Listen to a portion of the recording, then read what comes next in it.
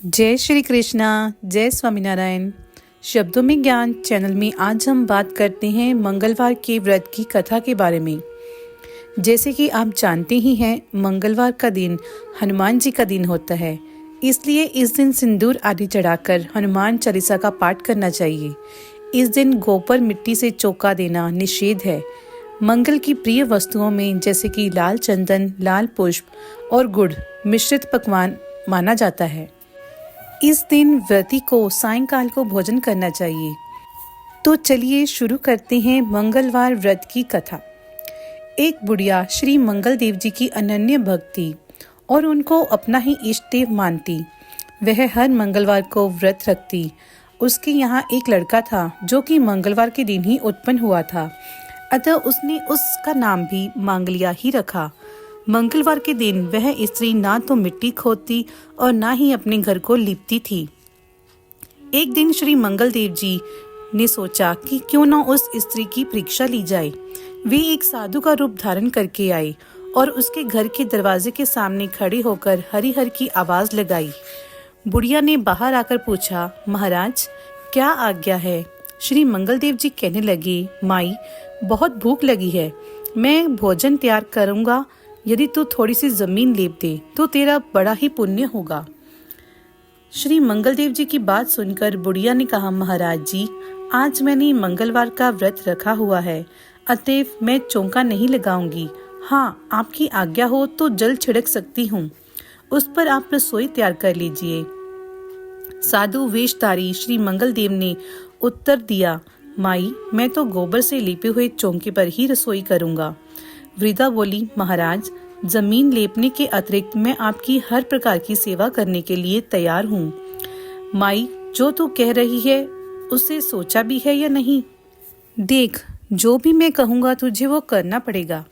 वृद्धा ने कहा, महाराज मैं पहले ही निवेदन कर चुकी हूँ कि आज मंगलवार का व्रत है मेरा, इसलिए चौका तो नहीं लगा सकती। श्री मंगल देव जी बोले, माई तो फिर ऐसा करो, अपने लड़के को यहाँ बुलाओ, उसको उल्टा लेटा दो, मैं उसकी पीठ पर भोजन तैयार करूंगा। श्री मंगल देव जी की बात सुनकर वृद्धा चुप हो गई। उसको चुप देखकर श्री मंगल देव जी बोले, माई तुम चुप क्यों हो? अपने वचन का ध्यान कर और बुला अपने लड़के को। इस पर वृद्धा ने अपने लड़के को बुलाया। जब वह आया तो उसने कहा, बेटे देखो यह बाबा जी तुझसे क्या चाहते हैं। इस पर लड़के ने मंगल देव जी के पास जाकर कहा, क्या आज्ञा है महाराज, मैं आपकी किस प्रकार से सेवा कर सकता हूँ? इस पर मंगल देव जी ने वृद्धा से कहा, माई तू इसको उल्टा लेटा दे। वृद्धा ने मंगल देव जी का ध्यान करके लड़के को उल्टा लेटा दिया। मंगल देव जी ने उसकी पीठ पर लकड़ियां रखकर आग लगाई और भोजन तैयार करने लगे। वृद्धा ने कहा, महाराज आप भोजन तैयार कीजिए, तब तक मैं घर का दूसरा काम देख लेती हूँ। इतना कहकर वृद्धा वहां से चली गई। जब भोजन तैयार हो चुका तब मंगल देव जी ने उस वृद्धा को अपने पास बुलाया और कहा, माई तेरा लड़का कहाँ है? उसे बुला ताकि भोग ले जाए। मंगल देव जी की बात सुनकर वृद्धा ने चकित होकर कहा, बाबा जी यह कैसे आश्चर्य की बात कर रही हैं? अभी अभी तो आपने उसकी पीठ पर भोजन तैयार किया और अब आप उसे प्रसाद देने के लिए बुला रहे हो। यह कैसे संभव हो सकता है, जबकि वह तो मर चुका है? क्या आप उसे अभी भी जीवित समझते हैं? अब आप कृपा करके मुझे उसकी याद ना दिलाएं और भोजन खाकर अपनी राह लीजिए। लेकिन मंगल देव जी बोले, तू जरा उसको बुला तो सही।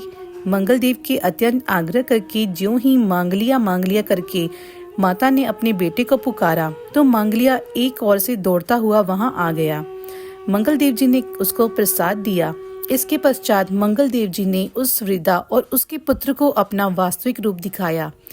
दर्शन पाकर वे गदगद हो गए।